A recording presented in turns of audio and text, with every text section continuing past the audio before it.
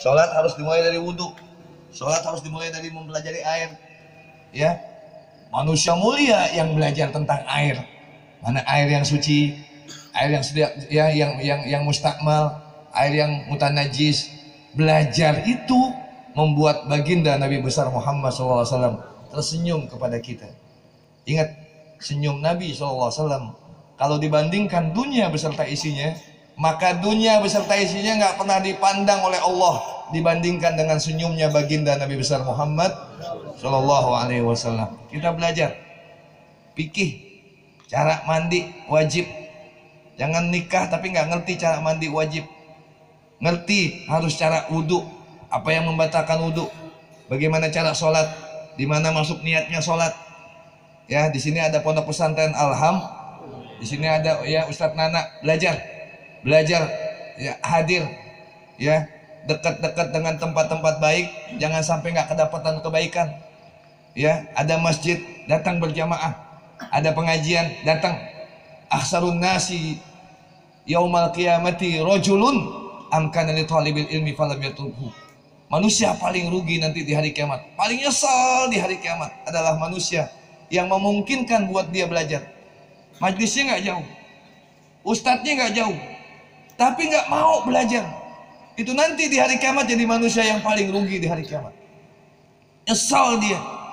Allah sudah titipkan rumahnya di dunia nggak jauh dari rumah kiai, nggak jauh dari rumah ustadz, nggak jauh dari majlis taklim, tapi nggak kedapatan kebagian-bagian cahayanya. Mudah-mudahan ini keluarga yang baru terbentuk jadi keluarga yang sakinah mawaddah warahmah, keluarga yang Allah tetapkan menjadi keluarga yang cinta kepada ilmu, cinta kepada para ulama. Yang ketiga, jangan jauh dari Quran. Jadikan rumah Quran. Nawiru buyutakum biqiraatil Quran. Cahayai rumahmu dengan membaca Quran. Nabi bersabda, al-baitul ladzi yuqra'u fihal Quran tara'at li ahli sama kama tara'atin nujum li ahli al-ard. Rumah yang penghuninya ada orang yang baca Quran, rumah itu cahayanya tembus sampai langit. Malaikat lihat bumi gelap. Yang bercahaya cuma rumah yang di dalamnya ada orang yang baca Quran. Sama seperti kita. Coba ini kita lagi acaranya nih, acara luar biasa. Acara yang langsung nggak pakai atap, kita bisa lihat langit. Betul gak? Jarang-jarang nih kayak begini. Ya, kalau hujan nih, ya bisbal nih, ya gerimis bubar nih, ya. Coba kita lihat langit, ya langit gelap. Yang bercahaya cuma bintang. Oh ternyata malaikat juga lihat bumi gelap. Jangan bangga sama rumah kita mau tingkat ke, cahayanya terang ke, nggak dilihat oleh malaikat, nggak dipandang oleh malaikat.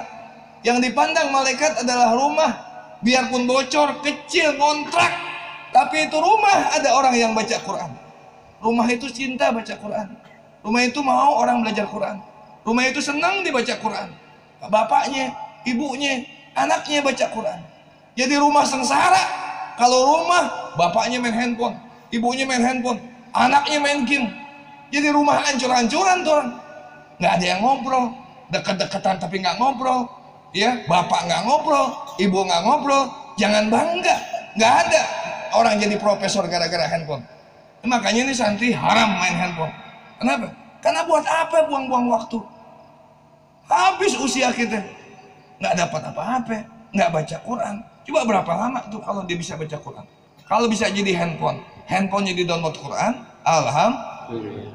Ini handphone ini download doang Quran ini, tapi Quran ini nggak pernah dibaca. Ya, yang ada dia ngumpul nih ngaji, ngumpul nih ngobrol, udah dia ngobrol aja sama orang jauh. Ya, orang yang dekat nggak diajak ngobrol, orang jauh diajak ngobrol. Dongo lu, goblok lu, waduh. Aneh bingung tuh orang pada ngumpul bisa berempat, berlima, tapi nggak ngobrol. Dia ngobrol sama orang jauh, yang di depannya nggak dianggap. Makanya kalau ngaji sama gue ya pakai main handphone, gue sambit lu. Lu ngapain lu datang-datang jauh-jauh ke sini ngaji? Cuma mau main handphone di sini. Mana akhlaknya? Mana adabnya? Masa di kita nggak dianggap? Ada nggak orang tua yang girang kalau anaknya nggak nganggap orang tuanya? Nggak ada. Ada nggak guru yang girang kalau misalnya anak ya murid yang nggak nganggap gurunya? Masa tuh ya tuh murid selesai ngaji, udah dia ngobrol aja main handphone.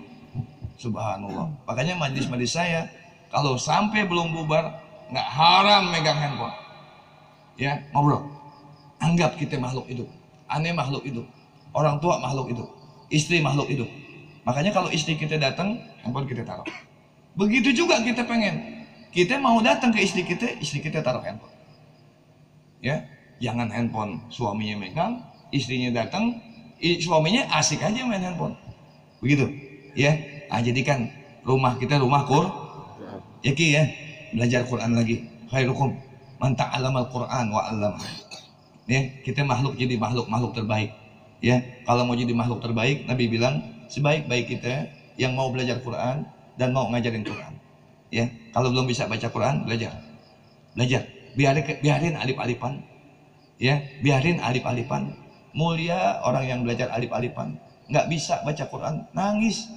Ya, idza qara'tumul Quran fabkau. Fa idza lam tastati fatabakau. Kalau baca Quran nangis. Kalau nggak bisa berusaha nangis. Ya, ada orang yang baca Quran sampai nangis. Kenapa? Karena diisi artinya dia ngerti. Dia nangis.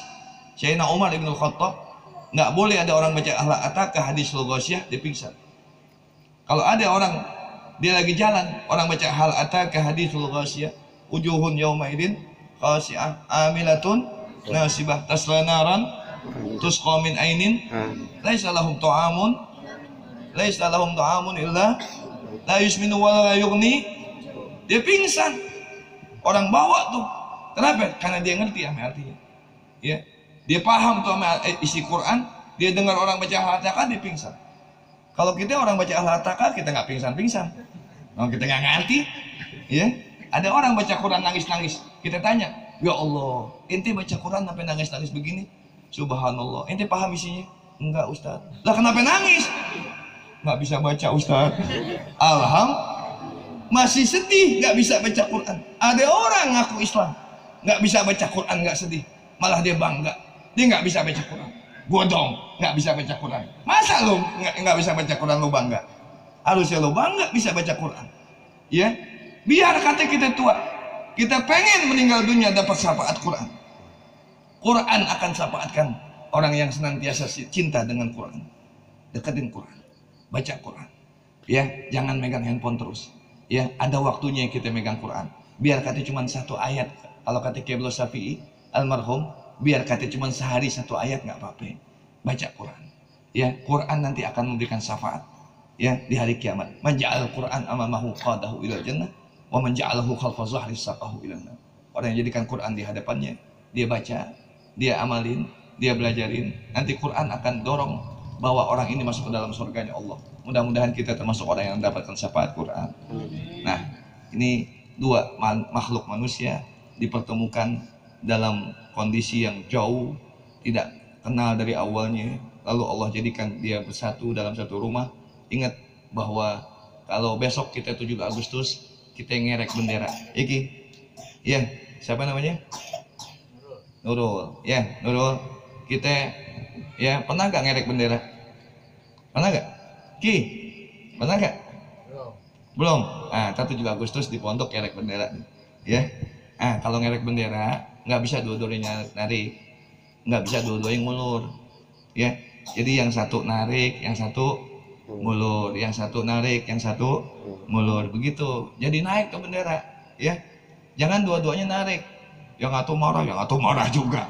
Ya. Tuh bendera di situ aja. Ya. Sebulan setahun begitu aja kagak berkembang-kembang. Ya. Yang satu ngotot juga.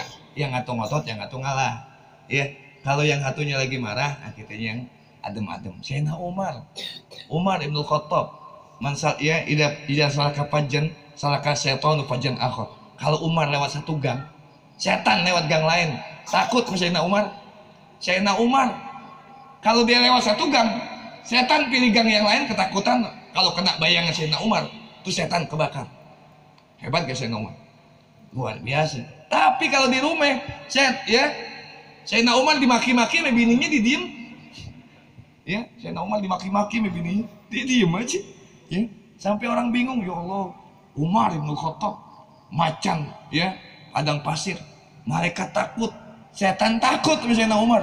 Sama bininya ditakut, bininya maki-maki didiem aja. Ya, akhirnya, ya Sayyidina Umar terangin, ya, biar sabar kita sama bini, pahalanya besar. Bini kita biar kata marah-marah juga piring beres, betul gak? Nih bini nih perempuan biar kata marah, cucian beres, rumah rapi. Coba kalau kita marah, kagak ada yang beres, ya, sampah berantakan, rumah berantakan, laki marah, nggak ada beresnya. Perempuan biar kata marah, semuanya diberesin, sambil ngomel dia marah, tapi dirapiin tuh semuanya. Nah, gitu ya. Nah, jadi Sayyidina Umar tuh bilang begitu. Ada kalanya kita marah, tapi kalau misalnya emang tuh perempuan marah, biarin, dengerin, ya. Dia tandanya pengen diperhatiin, gitu. Jangan dia marah kita jadi benci, enggak. Dia sayang sama kita, ya. Mudah-mudahan ini keluarga kita doakan jadi satu keluarga yang ya jadi mawaddah, warahmah, sakinah, terus dapat keturunan yang soleh dan soleha, amin ya robbal. Nah, santri juga nih, ya, terus belajar, ya, jangan mikirin kawin, jangan mikirin pacaran, ya, paham nggak nih, ya. Ntar pada waktunya ente dapat jodoh, Buya yang nikahin, ya. Mau dapat jodoh orang sini, alhamdulillah, ya. Ntar tinggal ngomong Pak RT gampang, ya. Nah, di atas materai tuh, ya. Jangan pakai pacaran deh, fokus sama